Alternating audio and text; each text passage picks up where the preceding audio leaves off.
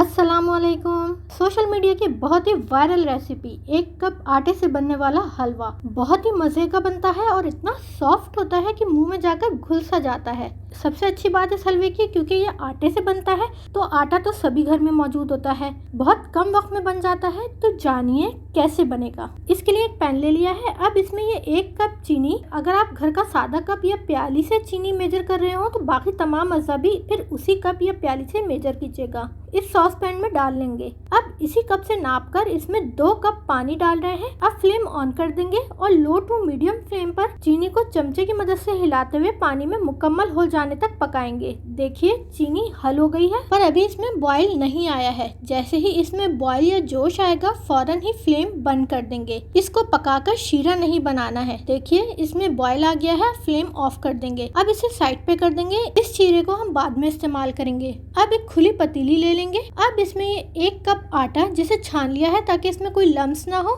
इस पतीली में डालकर फ्लेम ऑन कर देंगे और लो टू मीडियम फ्लेम पर मुस्तकिल चमचा चलाते हुए इस आटे को भून लेंगे। जैसे ही आटे का हल्का सा कलर चेंज होगा और इसमें से भुनने की खुशबू उठने लगेगी फौरन ही फ्लेम ऑफ कर देंगे और अब इस आटे को अलग प्लेट या बाउल में निकाल लेंगे। अब इस भुने हुए आटे को भी साइड पे कर देंगे, इसे हम बाद में इस्तेमाल करेंगे। अब इसी पतीली में 3/4 कप घी, मक्खन या फिर तेल जो भी आप इस्तेमाल करना चाहें ले लीजिए। वैसे तो इस हलवे में पूरा 1 कप घी इस्तेमाल होगा पर अभी इस टाइम 3/4 कप पतीली में डालकर गरम कर लेंगे। जैसे ही ये हल्का सा गरम होगा इसमें ये 10 से 12 अदद बादाम, 10 से 12 अदद काजू और 10 से 12 अदद किशमिश डालकर इसे तेल में हल्का सा फ्राई कर लेंगे ताकि ड्राई फ्रूट हल्के से क्रिस्पी हो जाएं। ड्राई फ्रूट की मिकदार कम या ज्यादा आप अपने बजट के हिसाब से कर सकते हैं। देखिए ड्राई फ्रूट फ्राई हो गए हैं। अब इन्हें तेल से निकालकर अलग प्लेट या बाउल में रख लेंगे। इसे आखिर में गार्निश के लिए इस्तेमाल करेंगे। अब इसी बाकी बच जाने वाली घी में ये 3 अदद सब्ज इलायची जिसको हल्का सा खोल लिया है इसमें डालकर 3 से 4 सेकंड फ्राई करेंगे, जिससे इन सब्ज इलायची की खुशबू तेल में बस जाएगी।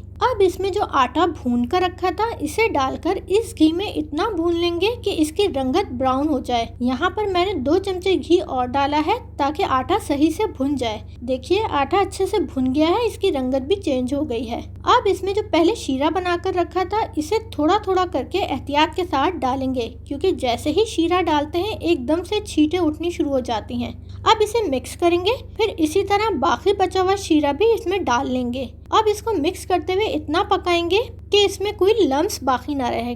देखिए हलवा बिल्कुल स्मूथ हो गया है।